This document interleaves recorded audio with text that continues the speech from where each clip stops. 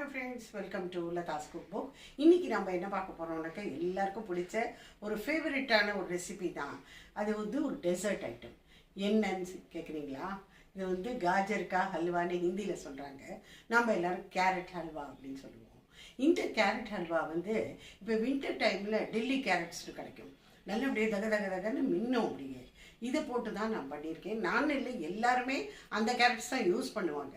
அதை பண்ணும் பொழுதும் நீங்கள் என்ன பார்க்கணுன்னாக்கா, அதில் முக்கியமான ஒரு உள்ளுக்குள்ளே நடுப்புற ஒரு ஆரஞ்சு ஆர் எல்லோவிஷ் கலர் ஒன்று போகும். அதை தவிர்த்துடணும். அப்போ உங்களுக்கு கேரட் ஹல்வாவோட கலர் இன்னும் ரொம்ப நன்னா வரும். அது ரொம்ப ஷைனாகும். இதில் நான் கோவா யூஸ் பண்ணியிருக்கேன். நீங்களும் கோவா தான் யூஸ் பண்ணணுங்கிறது இல்லை. நான் இது வீட்டிலேயே பண்ணியிருக்கிற ஒரு இன்ஸ்டன்ட் கோவா ஒன்று ரெடி பண்ணியிருக்கேன். பால் பவுடரை வச்சு, மில்க் பவுடரை வச்சு பண்ணியிருக்கேன். அதோட ஷார்ட்ஸ் தனியாகவும் போட்டிருக்கேன். அதை நீங்கள் பார்த்துக்கலாம். இதில் என்னென்னாக்கா, நிறைய பேர் கேட்டிருந்தீங்க அதில் என்ன சர்க்கரை போடணுமா அப்படின்னு கேட்டிருந்தீங்க. அந்த கோவா பண்ணும்போது நீங்கள் 1 டேபிள் ஸ்பூன் சர்க்கரை போட்டும் பண்ணலாம். அதை அப்படியே சாப்பிட்டுடலாம். தரட்டி பால் மாதிரி, அது பால் கோவா மாதிரி தூது பேடாமல் அதால் செஞ்சுக்கலாம். நிறைய விஷயங்களுக்கு இந்த பால் பவுடர்னால செய்கிற இந்த கோவா ரொம்ப ரொம்ப யூஸ்ஃபுல்லாக இருக்கும். இந்த மாதிரி இந்த கேரட் ஹல்வா மாதிரி இருக்கிறதுக்கெல்லாம் ஒரு பேஸ் ஐட்டமாக அதை போடலாம். ஒரு எக்ஸ்ட்ரா ஃப்ளேவர் கிடைக்கும், ஒரு ரிச்னஸ் கிடைக்கும் இதை போட்டீங்கன்னாக்க. ஸோ இந்த விண்டரில் கிடைக்கக்கூடிய இந்த சிவப்பு கலர், ஆரஞ்சு கலர், தகதகன்னு மின்னக்கூடிய கேரட்ஸ் வச்சுட்டு நம்ம எல்லாரும் இந்த கேரட் ஹல்வா இப்போ ஒரு 2-3 மந்த்ஸுக்கு நமக்கு கிடைக்கும். அதை செஞ்சு நம்ம என்ஜாய் பண்ணலாம். குழந்தைகளுக்கும் கொடுக்கலாம். நல்லது உடம்புக்கு. ரொம்ப செய்கிறதும் ரொம்ப ரொம்ப சுலபம். இந்த விண்டரில் நடக்கக்கூடிய மேரேஜஸ்லாம் நீங்கள் பார்த்தீங்கன்னா கம்பல்சரி ஐட்டமாக இந்த டெசர்ட் செக்ஷனில் கேரட் ஹல்வா இருக்கும். அவள் சர்வ் பண்ணுறதே அலாங் வித் ஐஸ்கிரீம் பண்ணுவாங்க. வெறும் கேரட் ஹல்வாவே எல்லோரும் சாப்பிட்டுட்டு இருப்பாங்க.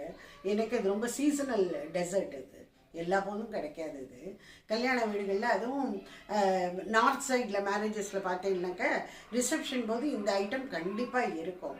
ஸோ வாங்க இதை கேரட் ஹல்வாவை எப்படி செய்யறதுன்னு பாருங்கள். இந்த கேரட் ஹல்வாவுக்கு தேவையான பொருட்கள்லாம் என்னென்னு பார்த்தீங்கன்னா, நாங்கள் 1/2 கிலோ டெல்லி கேரட் எடுத்து வச்சுட்டுருக்கேன். இது கலர் ரொம்ப நல்லா வரும், டேஸ்ட்டும் அவ்வளோ நல்லாயிருக்கும். 3/4 கப்பு சுகர் வச்சுருக்கேன். உங்களுக்கு வேணும்னு இன்னும் கொஞ்சம் கூட எங்களுக்கு திதிப்பு வேணும்னுங்கிறவா போட்டுக்கலாம். 1/2 லிட்டர் பால். இது ஃபுல் க்ரீம் மில்க் போட்டால் ரொம்ப டேஸ்டியாக இருக்கும். இந்த கேரட்டெல்லாம் இப்போ நல்லா வாஷ் பண்ணிட்டு வந்திருக்கேன்.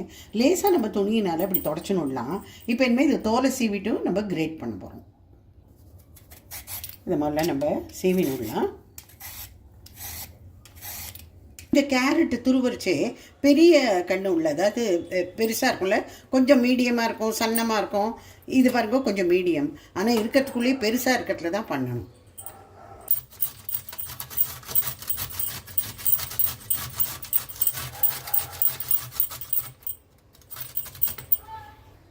இங்கே நான் கேரட்டை சீவி வச்சுட்டேன். கூடிய வரைக்கும் இந்த கேரட்டில் நடு பாகத்தில் ஒரு மாதிரி மஞ்சளாக இருக்கும்.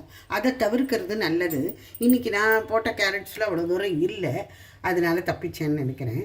இதை இப்போ நம்ம குக்கரில் பண்ணலாம். நான் ஓப்பன் கடாயில் பண்ண போகிறதில்ல. நான் இங்கே ஒரு 2 டேபிள் ஸ்பூன் நெய் விட்டுருக்கேன். நெய் ஜாஸ்தி செலவழியாது இருக்குது. இது சின்ன ஸ்பூனாக இருக்கிறதுனால நான் 4 விசில் விடுற மாதிரி இருக்குது. ஆக்சுவலாக பார்த்தோன்னா 2 டேபிள் ஸ்பூன் தாராளமாக போடும். இதில் இந்த துருவிய கேரட்டை போட்டுருங்க. முதல்ல இதை நெய்யில் நல்லா அப்படியே ஃப்ரை பண்ணிடுறோம்.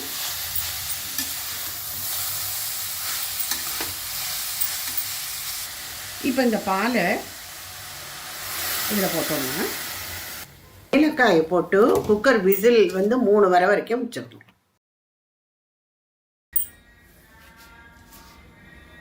இப்போ திறந்து பார்த்துடலாம்.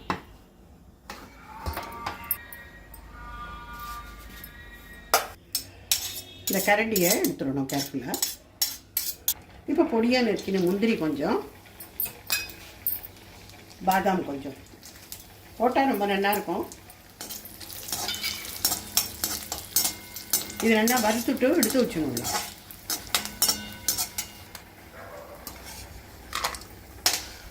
இப்போ இந்த குக்கரில் இருக்கிற கேரட்டை கடாயில் மாற்றினோம்னா,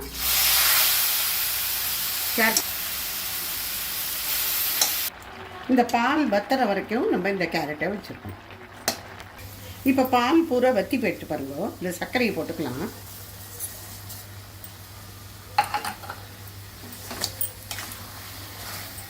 இந்த சர்க்கரையை போட்டப்பறம் திருப்பியும் கொஞ்சம் நீர்த்து போகும். ஆனால் திருப்பி கெட்டியாயிடும். இந்த சர்க்கரையை போட்டோன்னே பாருங்கள், இந்த கலர் வந்து பிரைட்டாகிடும். பால் போட்ட போது இது வெளுப்பாக இருந்தது, கொஞ்சம் க்ரீமிஷ் கலராக இருந்தது. சர்க்கரையை போட்டோன்னையும் இந்த கலர் வந்து பாருங்கள், இது வந்து மாறி போயிடும். இப்போ இனிமேல் ஆஃப் பண்ணிடலாம்.